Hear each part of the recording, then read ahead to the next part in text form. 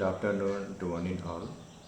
So we have almost we have seen that regarding the disaster preparedness and its planning, and also we have seen the risk assessment matrix and the calculation of risk assessment code, so that we can prevent the hazardous impact for the future risk. So today we will discuss about the HFSES with the RAC, Risk Assessment Code. So basically HFSES stand for the Human Factor Analysis and Classification System. HF, Human Factor Analysis and Classification System. So this is basically a general human error framework. This is a HFSES is nothing but a human error framework. Whatever we do, sometimes any kind of work, definitely it might be there will be some error because we are doing the things, so human error may occur. So on the same basis, HFSES work on the same way, and this is called as the human error framework, and it was originally developed and tested within the United Nations US military as a tool for investigating and analyzing the human causes of aviation accidents. So HFSES was introduced by US aviation team, US military team, and it was tested by only in the case of aviation field, so that we can find out the uh, causes for the aviation accidents. Okay. So the HFSES is basically based on the Reason's 1990 model. There was a scientist called, his name was Reason, REASON. In 1990, he has developed a model of latent and active failures. Whatever the failure was there at that time with the aviation industry, they have just given one model, and HFSES addresses human error at all level of the system. Okay, at any level we can find the errors on the basis of HFSES, Human Factor Analysis and Classification System. That's why HFSES is just a framework. Finally, it was developed in terms of a framework. By using that framework, we can find the human errors, and at any level, and definitely we can include the section like the air crew and organizational factors. Okay, so the purpose of this lecture is that we will about to know the HFSES framework, what it composed, and the error analysis and classification tool outside the military also. Okay, so we can apply, basically HFSES is applied in the only aviation field, but we can use that framework for other types of hazard study. Okay, and in addition to that, the classification of data using HFSES highlighted several critical issues also in need of intervention research. Okay, so we will see what is how this HFSES is useful, and how you can utilize this framework to find the risk assessment code. Okay. Actually, the HFSES model, that is Human Factors Analysis and Classification System, it was basically developed by Dr. Scott Chappell and Dr. Doug Wegman. Okay, and it is a broad kind of a human error framework, and we have already discussed about the basics of the HFSES. It was originally used by the US military section for the finding of error, human error in the aviation industry.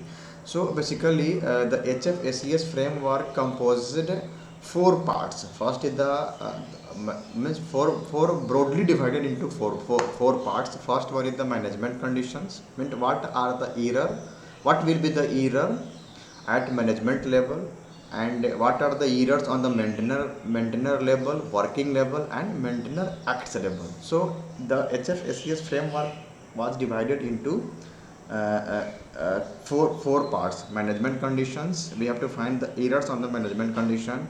Maintainer conditions, okay, because something is there, so we need to maintain those things, so we will find the errors on the maintenance level.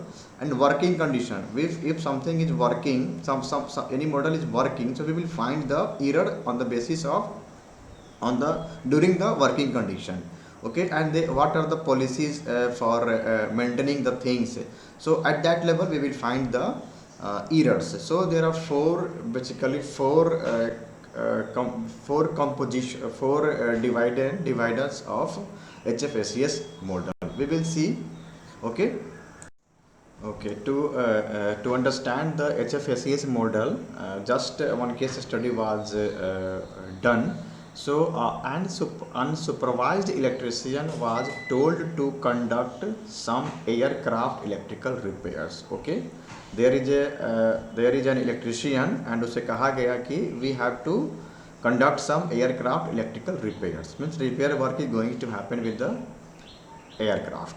Okay, and there is unsupervised electrician. Okay, there is no one to supervise the things which will be done by the electrician. A seasoned pro, he decided that it was not necessary to secure power or use tax for such a small job. Okay, just think what he is thinking. Unable to trace the wires adequately in the dark, confined area with his flashlight, he decided to disconnect the most likely of several wires. The electrical short destroyed several pieces of equipment. Okay, so this is the just a scene, just a criteria is given to study the HFSES model. Okay. Now come to the HFSES analysis part. So using the HFSES framework, an accident investigator may be categorized in terms of whatever we have told in the four category: management conditions, maintainer conditions, working condition, and maintainer acts.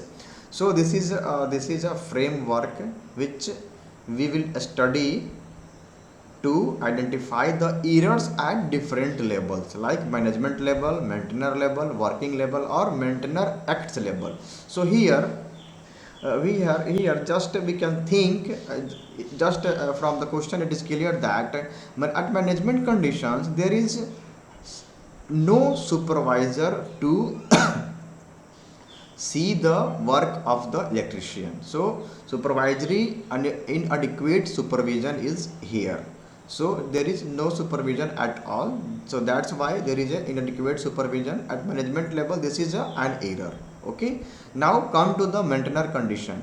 So here what is the phenomena or thinking process is going on the electrician. So we can say that at maintainer condition level there will be an error type of medical or mental state. See here first order, second order, and third order framework work. This is the standard framework which we use to find the error with the HFSES model or HFSES framework. Okay, so we are just doing some kind of maintenance work, but the person who is doing the maintenance, his medical and mental state is the type of error. We can say the particular error comes under the medical and mental state condition. Why? Because complacency and overconfidence affected his decision on securing power, tag out procedures, and selection of the probable wire without its verification. Okay, so because it's already given in the question what he is thinking during the maintaining work. Now come to the working condition level. So it may be environmental, equipment level, or workspace level. So in the case of environment, we can say there is a lightning issue area was not adequately illuminated because there is no electricity at that time. So there is a environmental factor which will create kind of error with the system. Okay, so we can say the lightning or light issue is there, so maybe an error come out. Okay, now equipment and the person who is doing the electrician work, so equipment is unavailable and inappropriate equipment was used by that person, means his flashlight was inadequate to see the whether we have to put the wire. Okay, and now workspace, the area which was chosen for the electric work, the very confined area with very limited space is there. So with the poor lighting, it added some difficulty in tracing wires. So just imagine how we can analyze the situation with this framework. Now come to the maintainer X level. So definitely there will be a error with the judgment and decision making. Definitely there will be a choosing to disconnect the likely wire without adequate verification. The person who is doing the electrician work is not going to verify which wire we have to put at the right place. So definitely there will be some judgment or decision making error will be come out.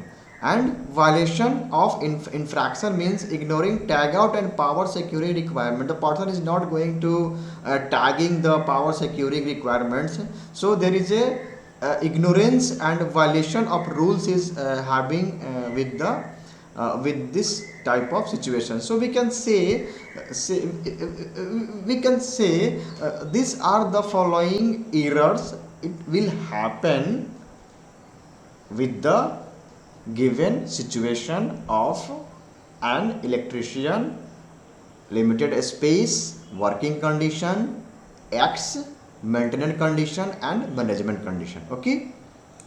Okay, so we have seen the framework, HFSES framework, and we have discussed what type of errors is going to happen at different level, means management level, maintenance level, working condition level or maintenance acts level. So just come one by one. So at management condition we have seen that there is a inadequate supervision is happening with the situation created. So here the RAC risk assessment code will be 1C. Okay, why 1C?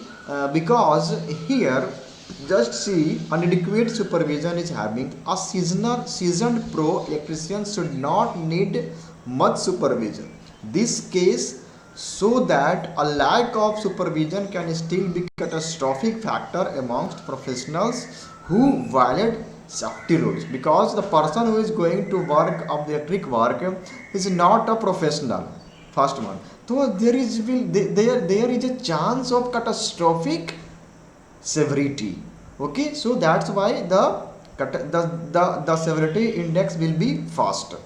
Okay, now come to the probability index. So it will be C type of the probability. Okay, so this is the management condition. In case of management condition, the RSA code will be first C. Now come to the maintenance condition. The maintenance condition we have seen the medical and mental state condition. So same thing is happening with here. The person who is the person who is working with the situation created, his complacency and overconfidence. Okay, so it may be the chance of cloud judgment, but if the professionalism should err on the side of safety, this causes a catastrophic electrical accident occasionally.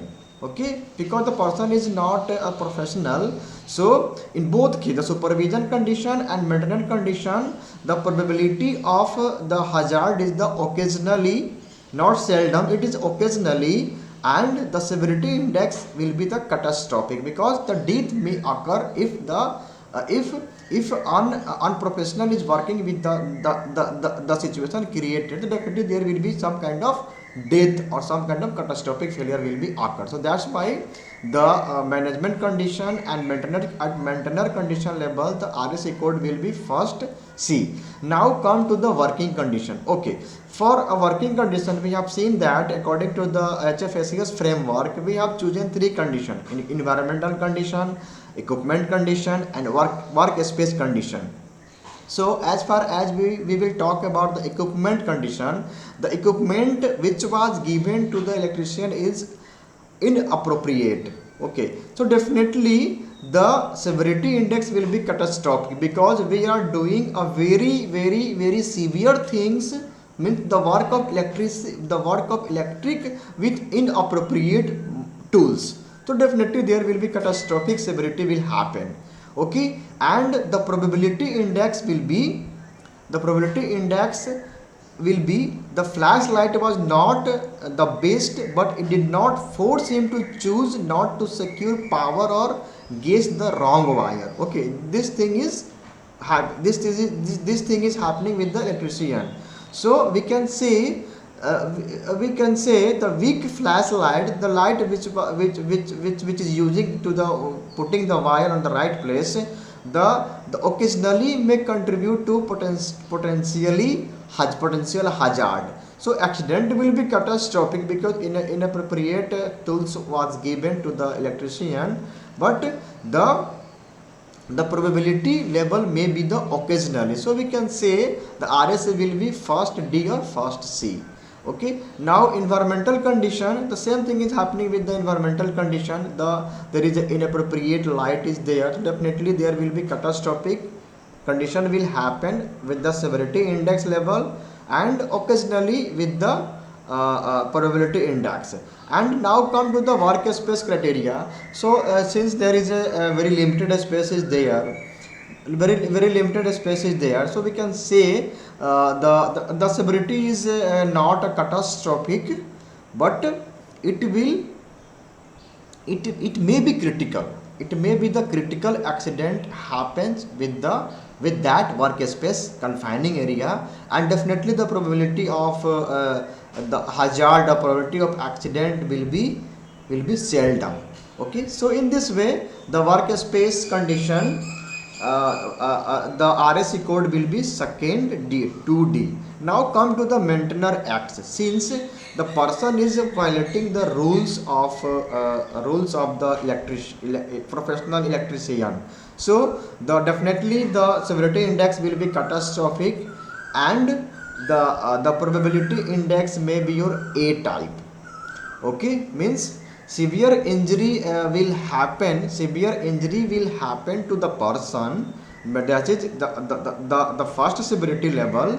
And the probability, if you talk about the probability, so it will happen frequently. So that's why the RSE code will be first A, and the person which is doing the maintenance work, he is thinking something, he is doing some inappropriate tools, and definitely there will be some problem with the decision making or judgment. So the problem is doing the inappropriate tools, so definitely there will be some catastrophic severity, and the probability index, the probability index may be B type. Okay, B type. So in this way, means slightly less potential than the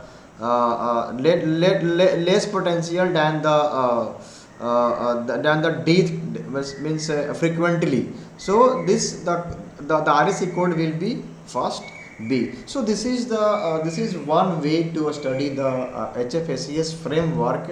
Okay, if we just understand the risk assessment matrix, if just understand by you, then you can easily understand any kind of error on the site, which will generally happen in the actual condition. Okay, so final risk assessment matrix can be judged or can be analyzed like the complete matrix shows that the violation means first A and judgment errors first B must be corrected first and comes under the extremely high risk condition. Okay, the violation first A and judgment first B comes under the extremely high risk. Means risk assessment matrix में जो हमारा risk होगा वो extremely high risk associated with when we doing the violation and judgment error. Okay, तो whenever for this case the violation and judgment error will happen, the risk will be extremely high risk. Okay, and at the supervision, mental state, lightning issue are a close second, so this will be the comes under the high risk condition. And as far as the talking about the confining area, the confining work area is the last priority and it will comes under the medium risk. So see, after the HFACS framework we have analyzed the risk assessment matrix. So we can see risk assessment matrix is also giving the priority first what we have to do so that we can reduce the risk in the future.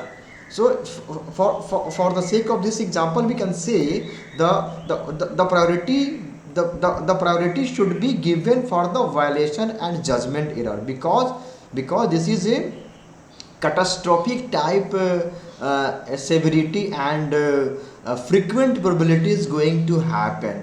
Okay, so the violation and judgment error has given the first priority, then supervision, mental state, lightning issue has given the second priority, and the final one is the last priority given to the confining area. Okay, so this way we can analyze the risk assessment matrix, HFACS framework, and finally we can put the risk assessment code to prevent the future accident from the hazard. Okay, so I think this is very much clear to all of you how we can identify the errors with the any kind of situation given in case of disaster or after disaster. So just by using the risk assessment matrix and HFACS framework we can find the RAC code, risk assessment code.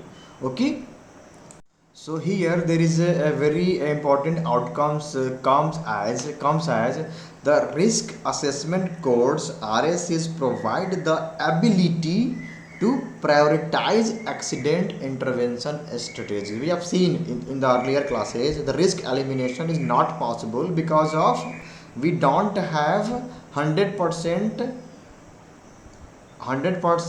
of the resources.